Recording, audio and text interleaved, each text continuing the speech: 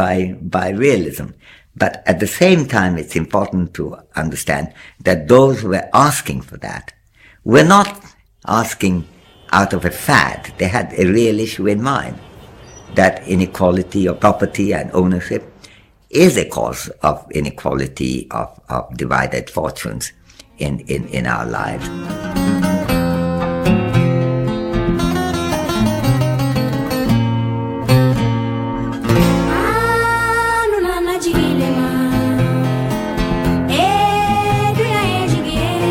The accumulation of resources in the Northern Hemisphere created this huge imbalance, making the North extremely wealthy, allowing Europe to develop its industries and to create consumer societies, while people living in the South became destitute, only able to watch their natural economy being destroyed and replaced by a commodity economy.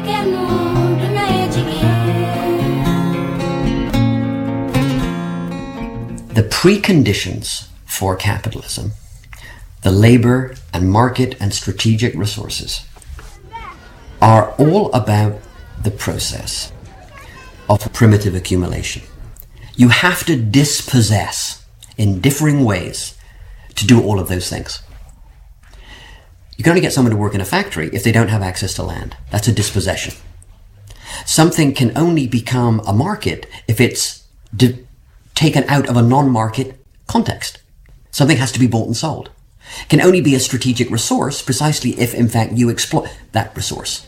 Primitive accumulation is not something that happens once. It happened in this way under specific circumstances in Brazil in the 16th century. But primitive accumulation is recursive. It happens time and time again under different sorts of conditions. Of course, there's an enormous amount of hype about this. But the reality is, of course, we're no less dependent on key strategic resources now than we were in 1890.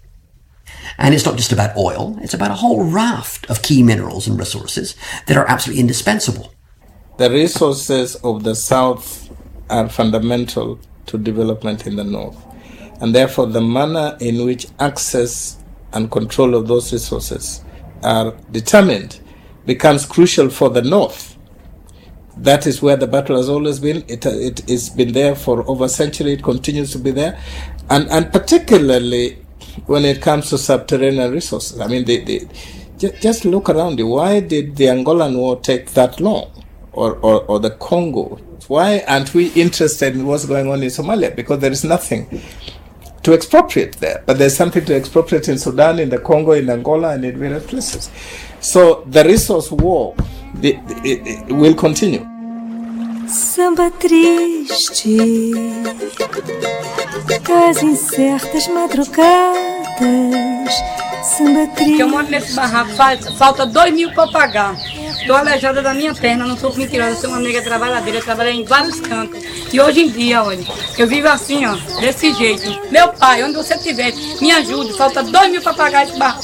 Eu estava dormindo no meio da rua com meus filhos. Eu sou uma nega guerreira e trabalhadeira, não estou em condição de pagar. Meu marido compra o leite dela, ele passa o dia todo pegando o carro no sol quente. Tem vez que ele fica sem comer lá. A gente gasta assim a faixa de R$25 por semana, que é para comprar leite, comprar fralda, comprar remédio, comprar as coisas para dentro de casa. E o leite custa R$5. O leite 5 e a massa 5. Samba triste de São Paulo na neblina. Muita gente que não tem um pão de cada dia em casa, não é isso? É, sou tapioqueira, não parece, mãe? Eu tô em casa, né? É? Ah, e quando tá fraca, eu vendo 10, vendo 7, vendendo. Às vezes só vendo 2, às vezes não vendo nada e volto. A de coco é R$1 e a de queijo com coco é R$1,50. Não, a verdade é sempre assim, a gente não tem trabalho, ganha uma verba muito pouca e assim vai passando até o dia que Deus quiser e o povo grande, né? Das incertas madrugadas, samba triste, ecos de passos nas calçadas, samba triste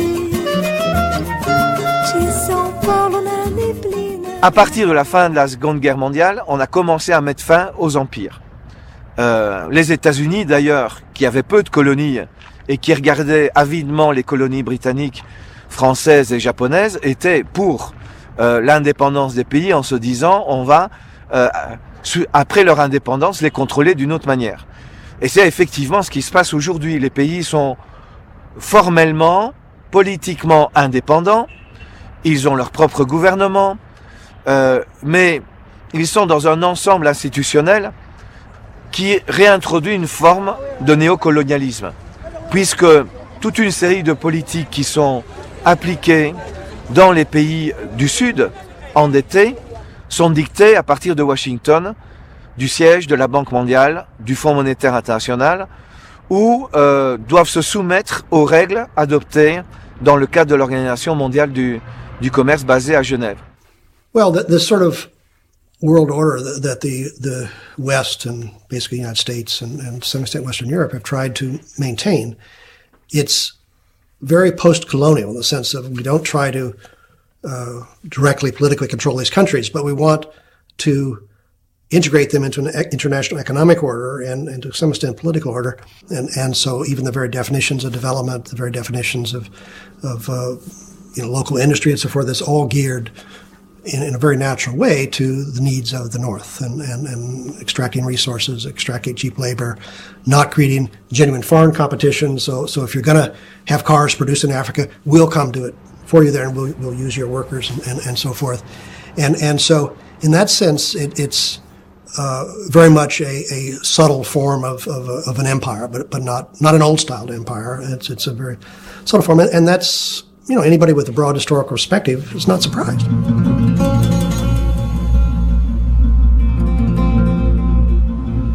When the countries of the South won their independence, the accumulated debts of the colonial powers used to open new markets were transferred to the newly formed governments in total violation of international laws. The only solution offered by the North was more debt with extremely high interest in order to repay the initial one. These newly formed states immediately lost their sovereignty and became even more dependent upon the northern countries, which could then dictate policies on agriculture, trade, and customs, and give special privileges to foreign corporations, such as monopolies over mineral extraction or monoculture exploitation.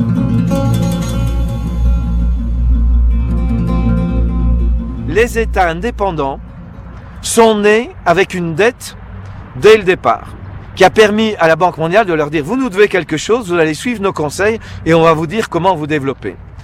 Et alors là, on est dans les années 60. Et la Banque mondiale dit aux pays du Sud « Endettez-vous un maximum pour construire de grandes infrastructures de manière à exporter vers le marché mondial vos richesses naturelles ».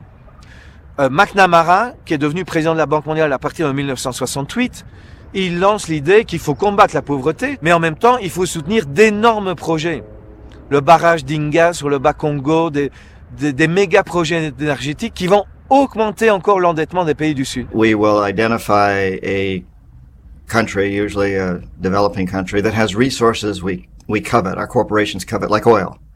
And then we arrange a huge loan to that country from the World Bank or one of its sister organizations. Now, most everybody in our country believes that loan is going to help poor people. It isn't. Most of the money never goes to the country. In fact, it goes to our own corporations. It goes to the Bechtels and the Halliburtons and the ones we all hear about, usually led by engineering firms, but a lot of other companies are brought in. And they make fortunes off building big infrastructure projects in that country. Power plants, industrial parks, ports, those types of things. The country's left holding this huge debt that it can't possibly repay.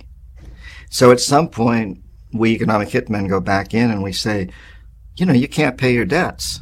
You owe us a pound of flesh. You owe us a big favor.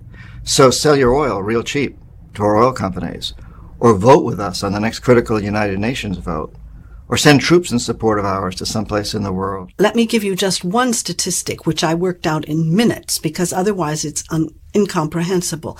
Sub-Saharan Africa, which is the poorest part of the world, is paying $25,000 every minute to northern creditors.